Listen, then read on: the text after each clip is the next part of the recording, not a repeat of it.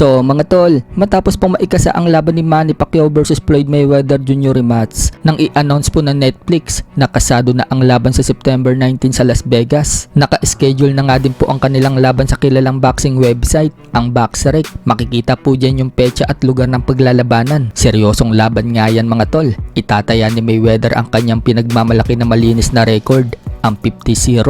At dahil kasado na po ang laban nila, agad nagbitaw sila ng kanya-kanyang salita. Kumpiyansa po sila pareho na mananalo sa laban. Sinabi ni Manny Pacquiao mga tol na gusto daw niya bigyan ng unang talo itong si Mayweather sa professional boxing career nito, para lagi daw nito maalala kung sino ang nagbigay sa kanya ng unang talo. Habang kumpiyansa din pong sinabi ni Mayweather mga tol na naglaban na daw sila ni Manny Pacquiao at tinalo na daw niya ito. Ngayong maglalaban daw sila ulit, same result pa din daw ang mangyayari. Sa isang video naman na nire-upload ng Ring Magazine noong mag-meet si Manny Pacquiao at Mayweather sa Japan, kumpiyansa din pong hinayag dyan ni Mayweather mga tol na wala daw blueprint kung paano talunin ang isang Floyd Mayweather Jr. Hall of Famer naman daw itong si Manny Pacquiao, pero wala daw sino man ang may lunas kung paano siya talunin. Wawasakin lang daw ulit niya si Pacquiao. Wika naman po ng mga Pinoy fans, malamang daw niyan tatakbo lang daw ulit itong si Mayweather kay Manny Pacquiao at yayakap.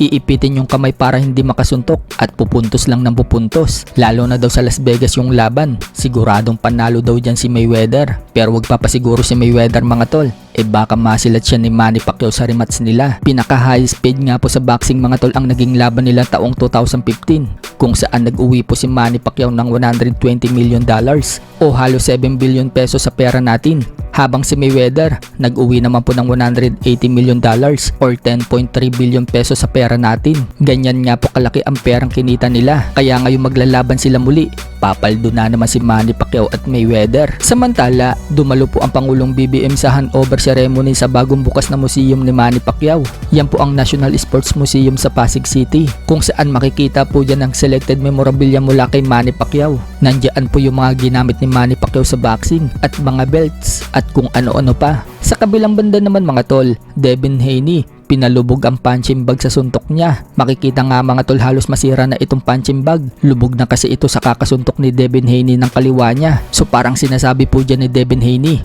na malakas talaga siyang sumuntok at hindi siya basta-basta kalaban. Paghahanda na kaya ni Devin Haney yan sa rematch nila ni Ryan Garcia? Ano sa tingin nyo mga tol? Matatandaan na pumalag na po itong si Devin Haney sa rematch kay Ryan. Mismong siya pa ang nagpost ng poster nila ni Ryan. Pero may mga nagsasabi mga tol na hindi daw sila maniniwala na makikipag-rematch si Devin Haney kay Ryan Garcia.